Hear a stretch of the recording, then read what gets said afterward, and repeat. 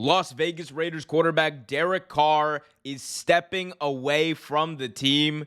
This, according to a report from ESPN's Jeremy Fowler, that says that Carr and the Raiders have agreed that he will step away from the team for the remainder of the 2022 NFL regular season, so he is not, quote, a distraction.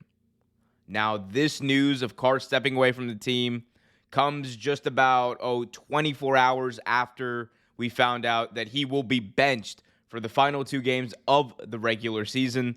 We know that the Raiders at this point are eliminated from playoff contention, so it would be normal in that case for a player not to start, or a quarterback especially not to start, especially one that is of the caliber of Derek Carr, a guy who has been around the league. He's won a good amount of games, and he's played at a high level. Whether or not that's always translated to wins and successful teams, it is inarguable that Derek Carr is a good quarterback and a good starting quarterback at that.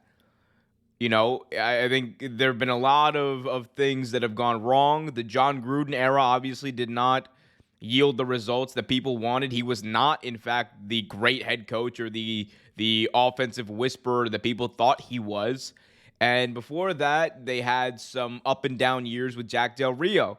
So it's been up and down sledding for him thus far and throughout his career. He made the playoffs in 2016, got injured. They made the playoffs last year with Rich Bisaccia and played well in that game against the Bengals. They just could not close that out, and then they chose not to bring back Rick Bisaccia and instead go after a retread in Josh McDaniels. So that's where they stand. And here's the thing. If Derek Carr was shut down for the year and they just said he's benched, he's shut down for the year, okay. We understand that. You don't want to risk an injury. He is your starting quarterback. He's your franchise quarterback right now.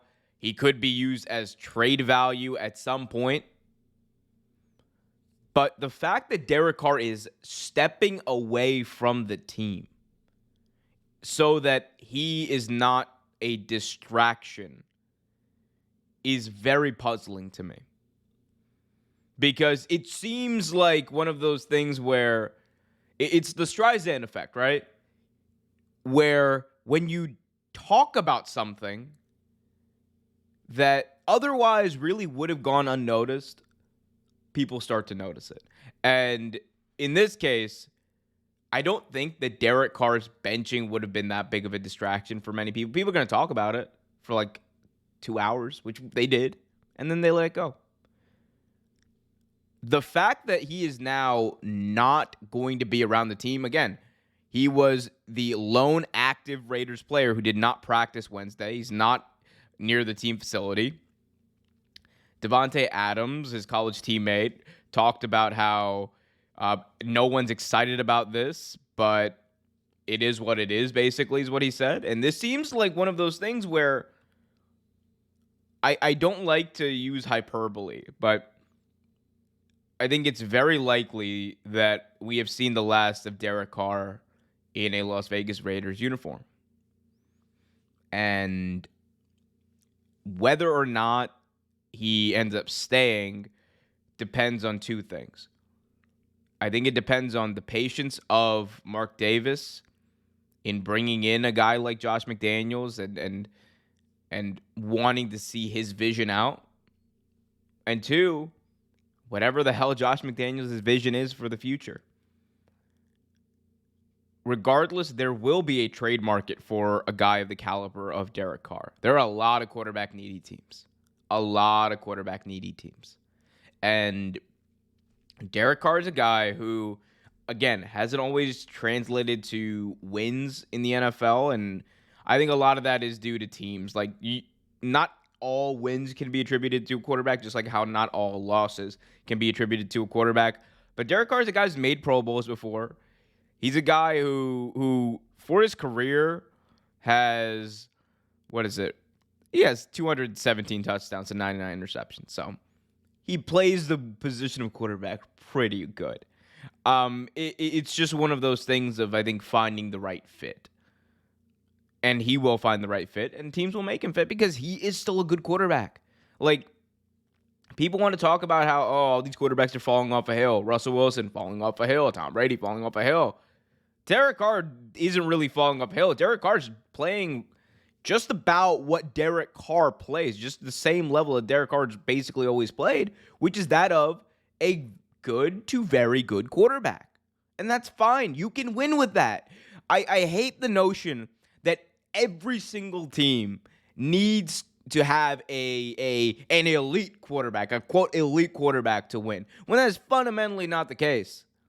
Look at the 49ers with Jimmy G across the bay. Look at the 49ers with Jimmy G.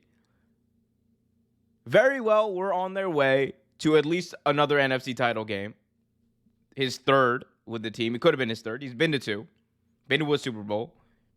He's not an elite quarterback. And that's no disrespect to Jimmy G. It's just the truth. So when we talk about quarterbacks, I think we do need to kind of contextualize that just because someone's not an elite quarterback, it doesn't mean that they're not contributing to a team going on a run, or they're unable to contribute to a run. I think that's fundamentally not true. And in Derek Carr's case, I should say,